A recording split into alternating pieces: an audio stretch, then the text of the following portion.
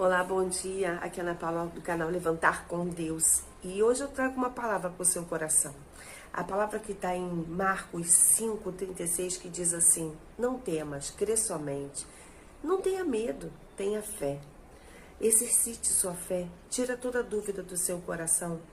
Jairo, quando foi clamar a Jesus, procurar por Jesus, pedir para Jesus ir ao encontro da filha dele que estava doente, as pessoas tentaram parar Jairo e tentaram dizer para Jairo: Jairo, chega, não tem mais jeito, o que você ainda vai encomendar a Jesus?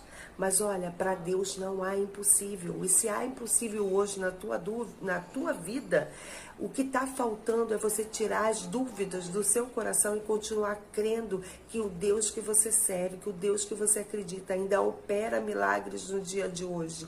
E Ele quer realizar o seu milagre. Então creia tão somente, receba os milagres de Deus e a promessa de Deus para sua